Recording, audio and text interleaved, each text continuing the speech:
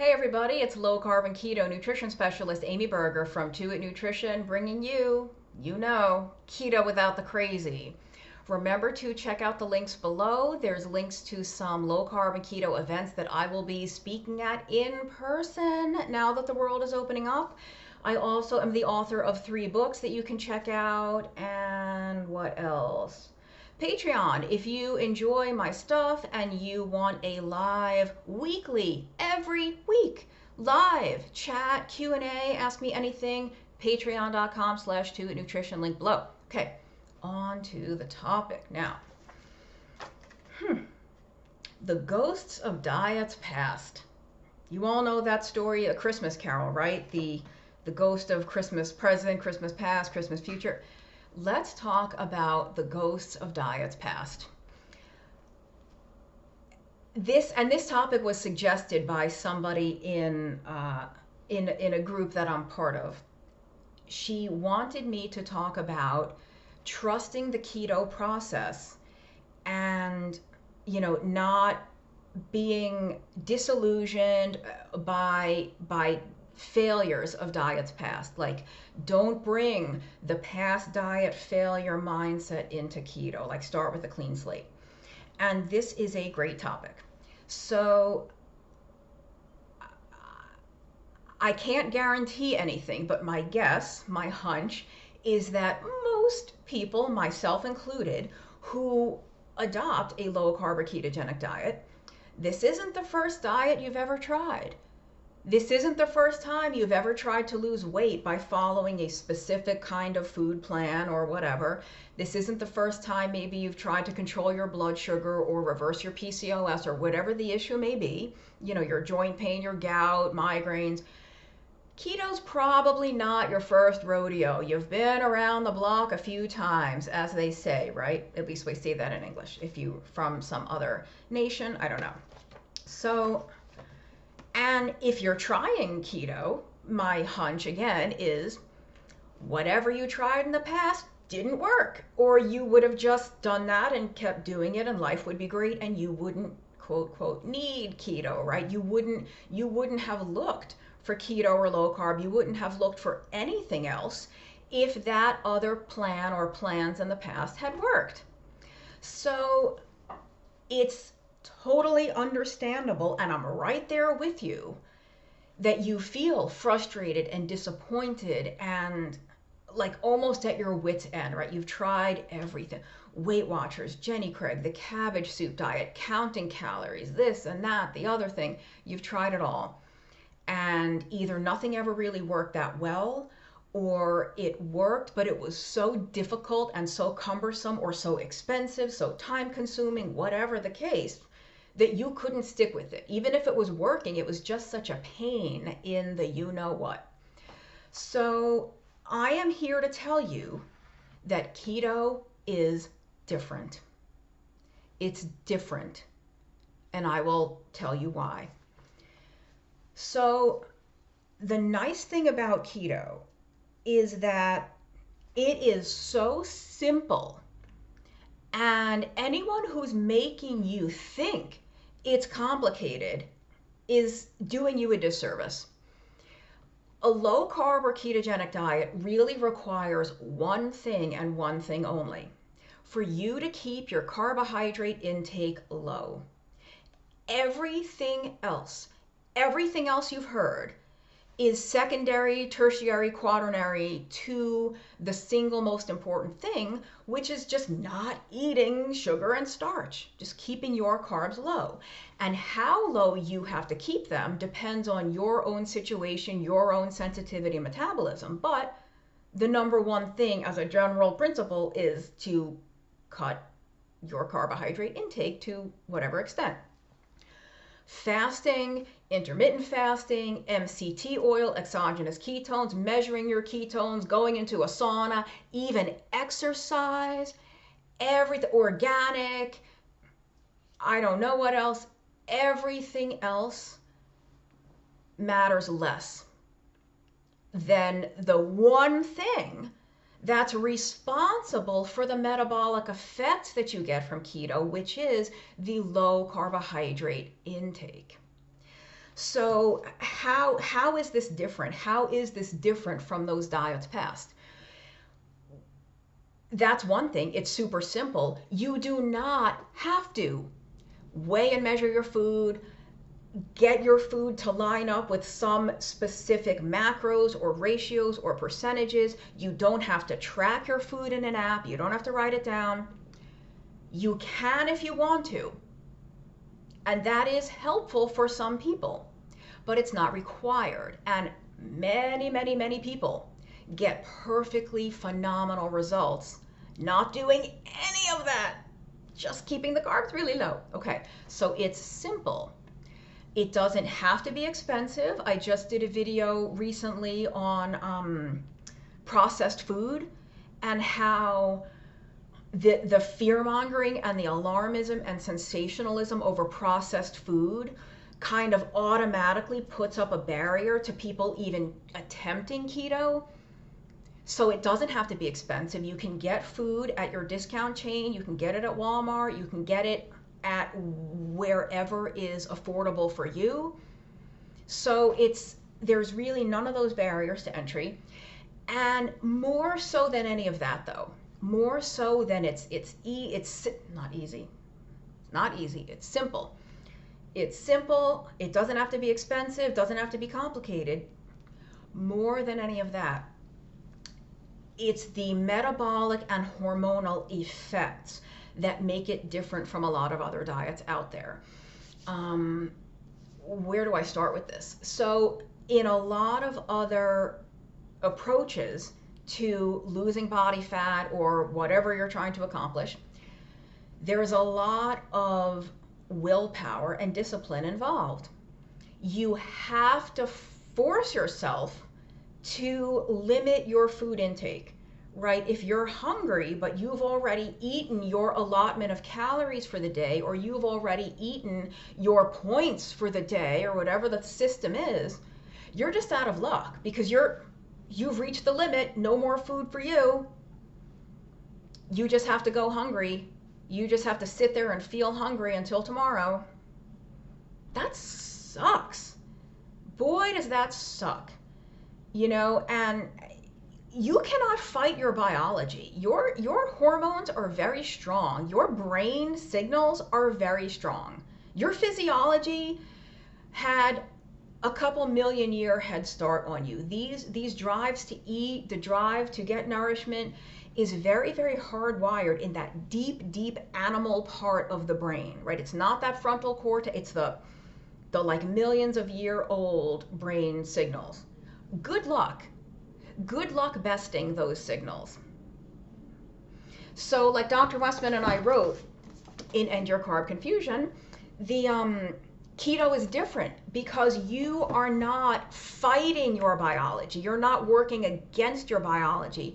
Keto and low carb allow you to work with your body. You work with your hormones, with your metabolism. How? By keeping those carbs low. When you keep the carbs really low, now your blood sugar is low normal most of the time. Your insulin is low normal most of the time. You'll have little blips here and there, which is totally normal, but you're not going to have these wild, crazy ups and downs that make you ravenous and irritable and hungry and moody and angry. You're not going to have that. And when your insulin level is lower, and it is lower kind of most of the time, you are able to tap into your stored body fat. Everybody thinks of insulin as a blood sugar hormone.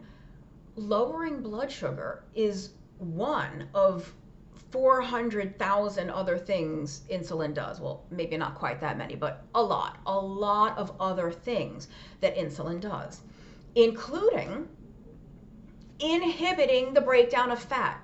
The fancy word is lipolysis. Any biochemistry textbook will tell you insulin inhibits lipolysis. Lipo, fat, like liposuction. Lipo means fat. Lysis, breaking apart. Lipolysis, lipolysis, the breaking apart of fat.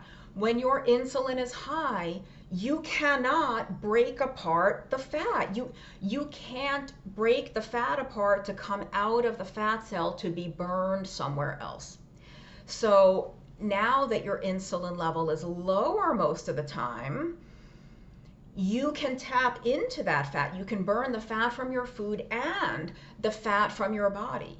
So even when you are between meals, the reason so many of us find it much, much easier to go many hours between meals, whereas maybe before in one of those ghosts of diets past, you had to eat every 2 or 3 hours. You had to nibble on something. You had to have a granola bar in your purse or your gym bag because you were just like starving all the time.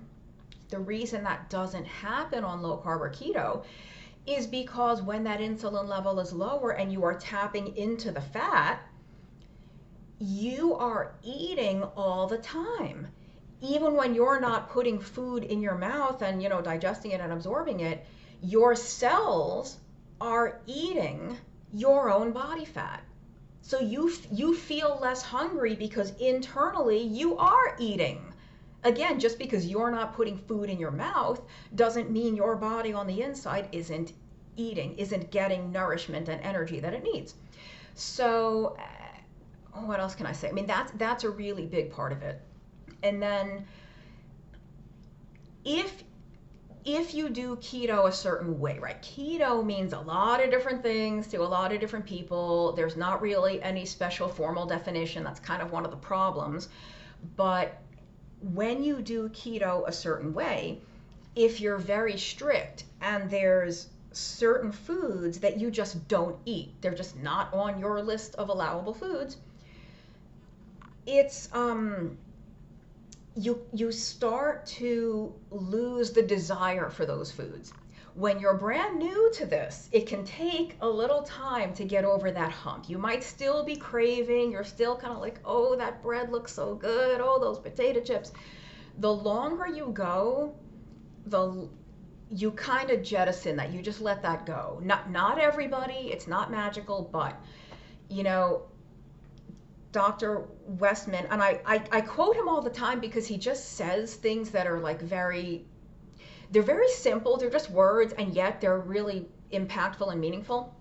So he does this thing where, when he has a new patient and he's talking to them about keto and they're worried that they're not going to be able to go without some of their favorite foods or things that they crave all the time, he says, ask me if I crave fruit. And they'll say, do you crave fruit? And he says, no, I don't eat fruit. You crave what you eat. When you eat something, you keep that cycle going. You get that taste, you get that flavor in your mouth, and you just want more. We say in End Your Carb Confusion that feeding that beast doesn't satisfy it and make it go away. It makes it hungrier for more, right? When you've got a stray cat that comes to your door. Well, if you leave out a bowl of warm milk, what happens? The next night, the cat comes back. The cat's like, man, that house, that's where the warm milk was. I wonder if there'll be some again tonight. If you keep doing that, that cat is going to come back every night. You stop feeding the cat, after a couple of days, that cat is going to get the message, oh, I guess there's no milk here anymore. I might as well stop going to that house. They're not going to feed me anymore. Same thing with adhering to keto and sort of putting up a wall against certain foods that you just do not eat anymore. Some people will say if you have a craving, get it out of your system. You've been wanting a brownie for 4 days. Just have the brownie, get it out of your system. No, that doesn't get it out of your system. That reawakens the system. Now you want another brownie the next day and another one the day after that because you woke the beast. What you want to do is starve the beast, give the beast the message, ain't no brownies here, you might as well go away because you're not getting a brownie. So you crave what you eat. On keto, a lot of foods are automatically off limits. Now, I did that video a while back on that phrase, that's not keto.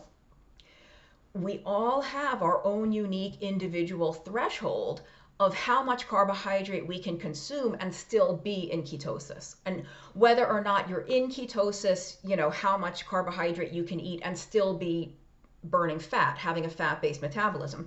You do not have to be in ketosis all the time to have a fat-based metabolism. That's a whole other video.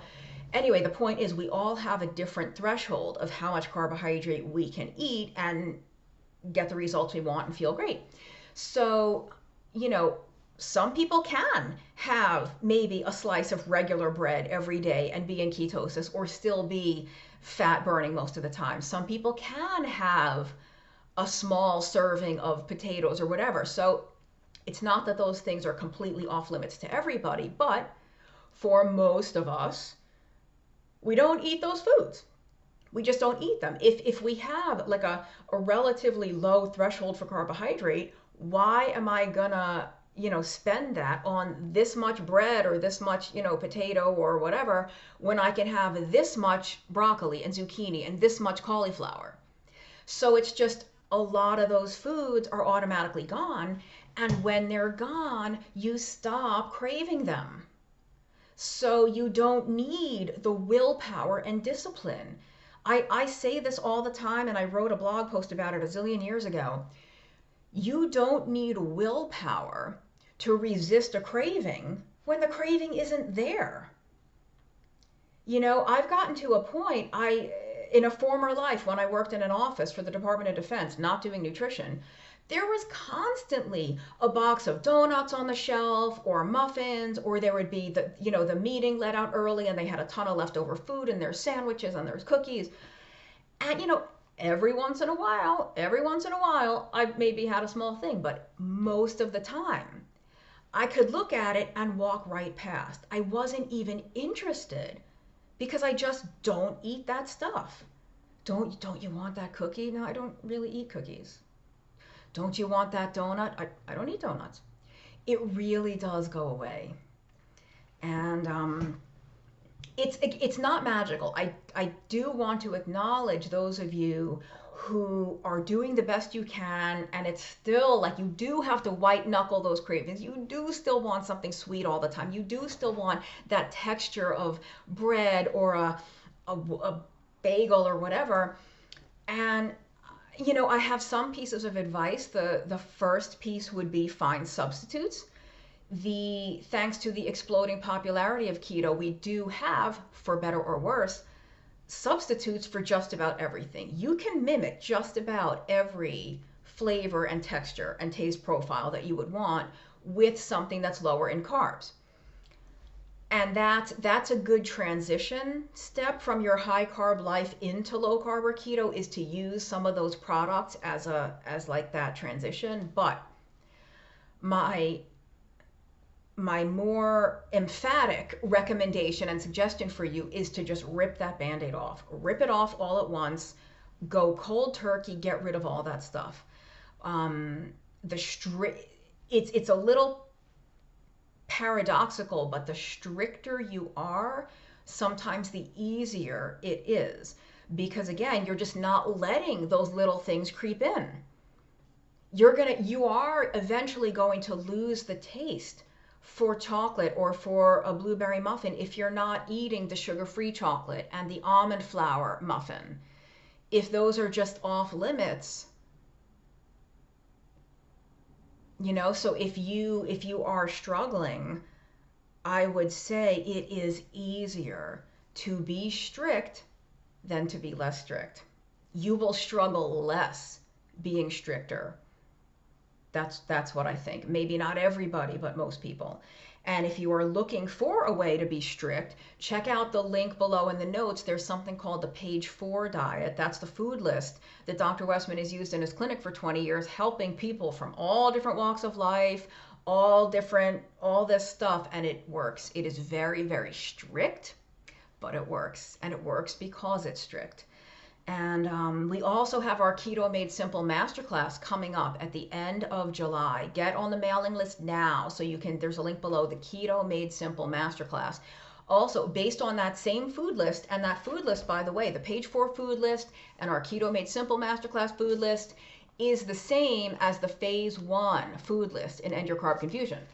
So If you want support, if you don't want to do it on your own, if you want cheerleading and suggestions and help from me personally, and from Dr. Westman, and from our team at Adapt Your Life, check out that Keto Made Simple Masterclass, because you don't have to go it alone.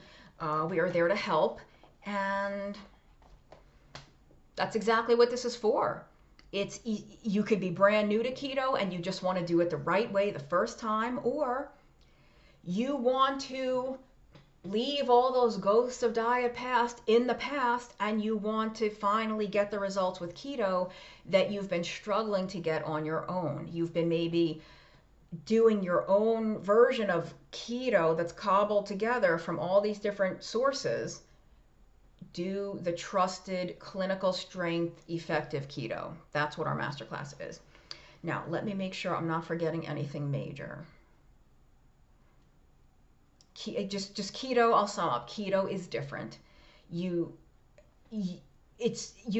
going to be working with your biology this time instead of fighting it at every meal, every turn, every thought of food, every trip to the grocery store. Now you can work with all of your body and hormones instead of against it.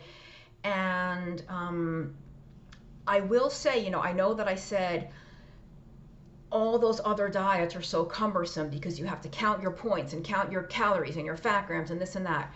With keto, you might count carb grams, some people do, but if you follow the page 4 food list, if you stick to that list and you follow the instructions, you don't even have to count carbs.